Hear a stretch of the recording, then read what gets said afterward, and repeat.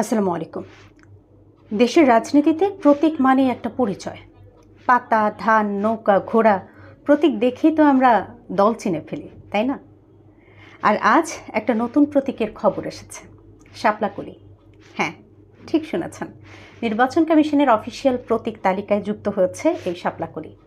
কিন্তু এর পেছনে আছে একদম সিনেমার মতো গল্প। এই প্রতীকটা অনেক দিন ধরেই চাইছিল জাতীয় নাগরিক পার্টি এনসিপি। তারা বলে আসছিল আমাদের প্রতীক হবে শাপলা, কিন্তু নির্বাচন কমিশন তখন বলেছিল না না, শাপলা তো আমাদের গ্যাজেট তালিকায় নেই। ইসি চেয়েছিল তারা যেন গ্যাজেটের 50টা প্রতীকের ভেতর থেকেই একটা বেছে নেয়, কিন্তু এনসিপি বলল না, আমরা শাপলাই চাই। এভাবেই শুরু হয় প্রতীকের লড়াই। একটা দলের জন্য প্রতীক মানে শুধু চিহ্ন না, এটা দলটার পরিচয়, আবেগ আর ভবিষ্যতের রাজনীতি নির্ধারণ করে।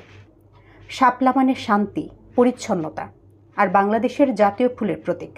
তাই এনসিপির কাছে এটা একটা ইমোশনাল বিষয়।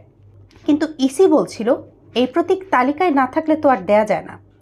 এই জায়গাটা দুই পক্ষের অবস্থান একদমই ভিন্ন ছিল।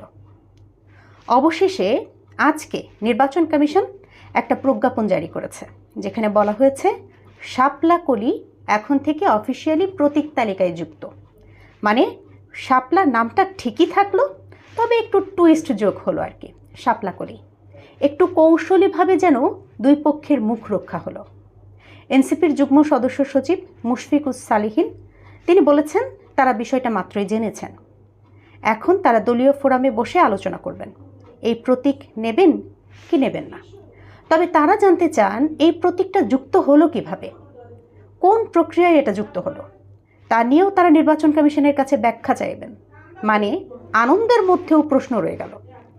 এখন প্রশ্ন হচ্ছে, এনসিপি কি অবশেষে শাপলাকলি নিয়েই নির্বাচন করবে, নাকি আবারও নতুন করে শুরু হবে প্রতীকের টানাপোড়েন? তো আপনার কি মনে হয়, এটা একটা দলের জেদের জেতা নাকি নীতির জেতা? কমেন্টে লিখে আপনার মতামতটা জানাবেন।